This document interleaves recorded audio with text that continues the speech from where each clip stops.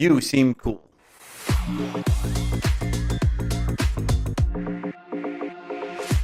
David, you seem cool. How you doing, my friend? I'm doing all right, just vibing. To touch an emu. I want to start there. Do you just want to know about the name? I'd love to know where one gets the name to touch an emu.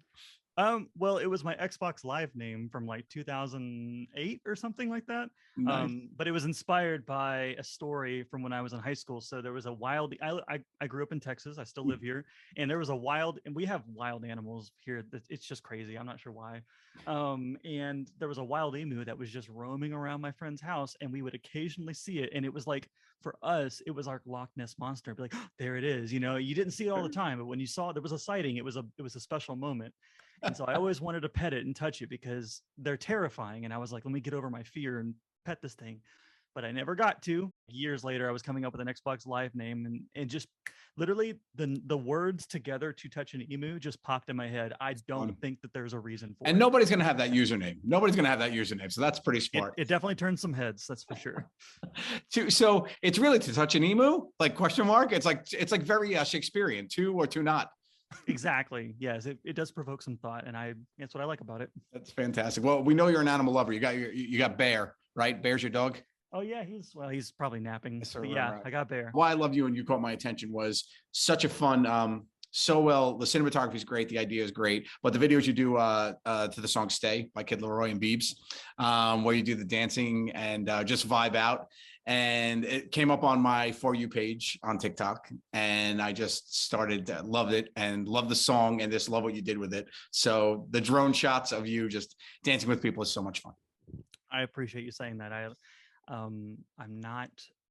This is a whole new world to me. All this attention. So if I don't seem grateful, I'm trying. It's just hard for me to accept compliments. Okay. You're like, I just want to be left alone, Joe. Please. No. It's not that. It's not that. I just don't know how to act. Like I'm like that guy that's like, what do I do with my hands? That's me. I had a friend, a good friend of mine, who never knew what to do with his hands when he took a photo. So we have so many photos of him just like the picture's great. Everybody's smiling, and he's like, he just with a weird hand. I'm a photographer, and that's a big part of what I do is helping people put their hands in right places because they don't think about it. They just put their hands wherever, and it's like you look, yeah. So I get it. You've been on that side of it, but when you're in front of the camera, it's a little tougher. I hate being in front of the camera. Yeah. So you've been doing photography. You're a pretty successful wedding photographer, from what I understand, right? You've been doing photography for a long time. Yeah, about 8-9 years. Yeah. Okay. Cool. Mm-hmm. Used it to pay for school. And great. Then once I was done with school, I was like, this is neat. I'll just keep doing that. Working for yourself is awesome. It is. And I mean, it's a fun time.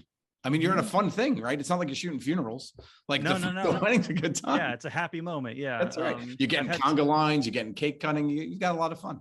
Yeah, exactly. So do you only do wedding photography, or do you like doing getting out in the wild and just shooting just to shoot some pictures? Currently, professionally, I only shoot weddings.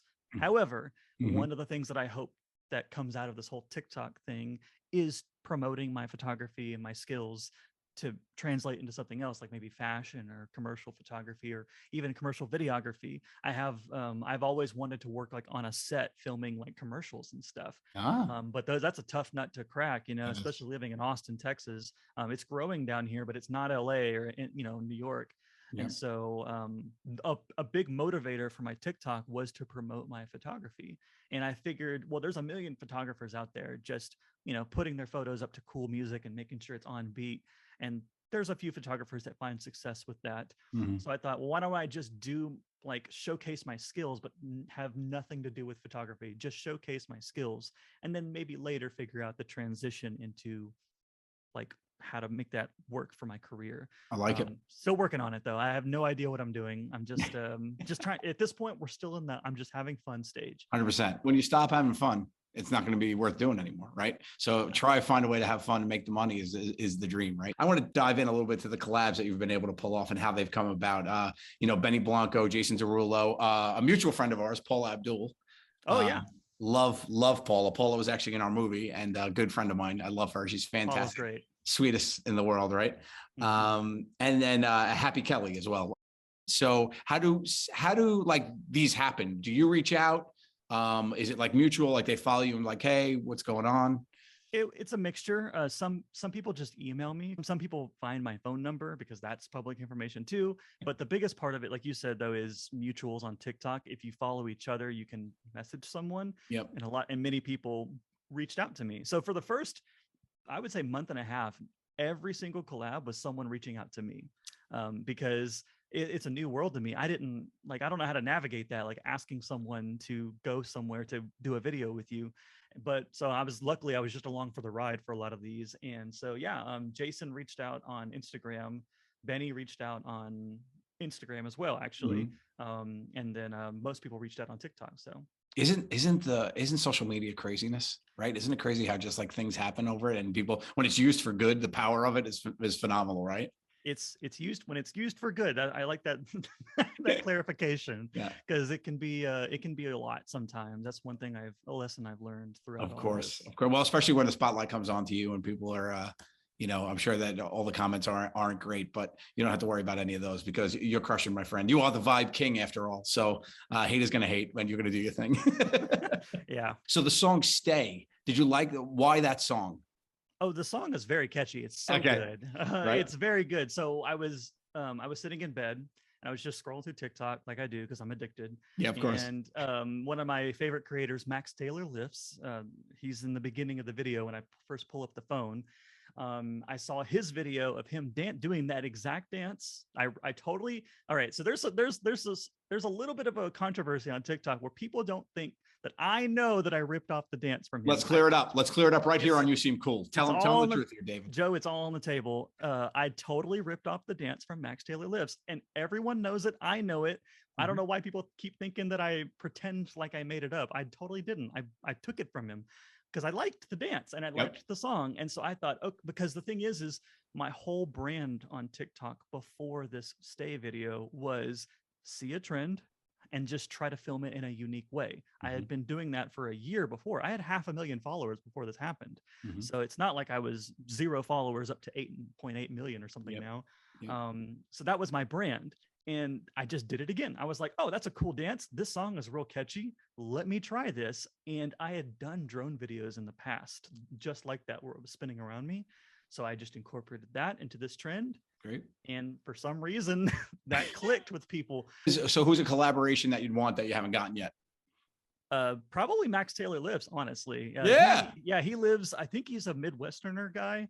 And I don't know exactly where he lives, but he doesn't live near me. We know that. And so we would love to, I know that we're both, interested in meeting up, but it's just resources and time and stuff, because he's a big creator too. And so he's constantly on the go and moving around. So it's just our, that will squash the beef once and for all. So, we've got to make this happen for the people. Yeah, for the people, just to show them like, hey, Max and I are cool. We don't have beef. If we did have beef, he would totally destroy me because the dude is ripped.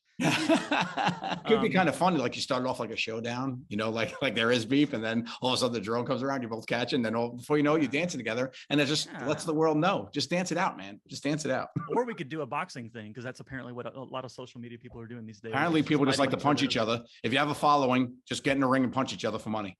Exactly. So we'll figure out one of those two outcomes. Who was the most surprising that you were like, what? They want to work with me? I would say in the beginning, it was Jason Derulo when he reached out. I was like, wait a second. I assumed it was a social media manager or something that was reaching out. No, it was him. Because so tell me about, I love Jason Derulo's because also his social media is so much fun as well. But tell me, what was it, a phone call the first time you talked to him, or the first time you talked to him was face to face? First time I actually saw him and talked to him was face to face. Yeah, I don't think we had any previous calls. Wow. So you walk in and it's the first time you see him and then you're making the video. That's right. Yeah. First time I saw him, actually, I believe his most recent music video, Acapulco, I believe is what it was called. I met him at the set of that music video. Oh, cool. And then I got to watch them film it. It was a lot of fun. And so, that's how we met. And then we just hung out. I think I went to his house several times actually during that first trip to LA. Because did he know you were there, or? Yeah, he knew I was there. Yeah, he's the one who wanted me, or sorry, it was my second trip to LA. I'd like to clarify that, but he was the one encouraging me to come back because Jason is his mind is just go, create. And I am just a slow Texas guy. And so he was the one encouraging me, like, dude, this is your moment. Don't let this slip.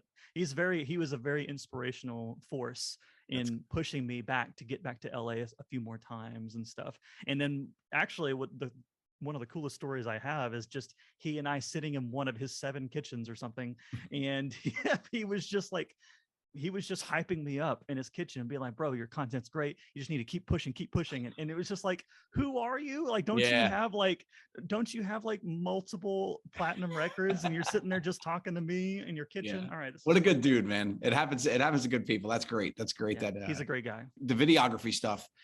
Do you rather that, or do you rather the still stuff? I like both, honestly. The stills are probably a little more up my alley, just because this is not relatable, but one of the things that I like to do is, my favorite part of photography is when I have a good image and I'm sitting down with Photoshop and I'm staring at one image for hours and I'm just tweaking it bit by bit by bit, and I'm listening to a podcast or music or something.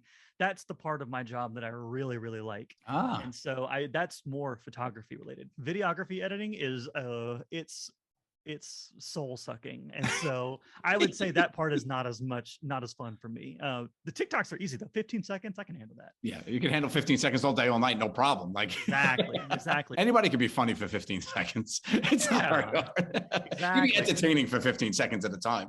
You actually hit a pretty important note, is that I don't think I'm that funny. And so when I do these interviews or I do live content, I always get so nervous. I'm like, I don't think I'm that interesting or that funny, but people have this high bar they think of me because of my TikToks. And I'm like, no. See, that is all planned out way in advance. I'm not quick on my feet, Bring it down. Let's dial it down, people. Let's dial it down. Exactly. Like, bring your expectations a little lower, and then I'll meet you there. It's okay.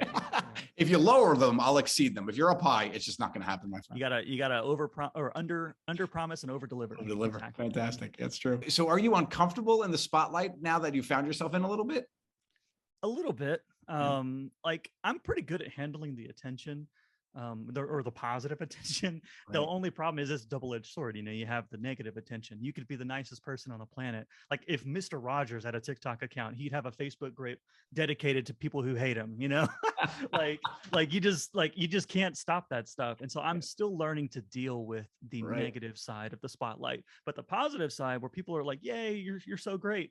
I'm comfortable with it, except I'm not good at accepting compliments yet. I'm still working on that part.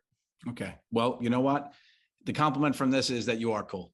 I think you're cool, buddy. So you do seem cool. Thank you so much, David. I really appreciate you spending time to talk to me. And it's nice to get to know you, man. You're definitely different than I thought you were going to be, in a good way. Oh, well, thank you. I thought you were going to be a real jerk. Well, really? Yeah. Based on some recent accusations on TikTok, it seems. Listen, we got to get you together with Max Taylor. We got to squash the beef and you'll be all set.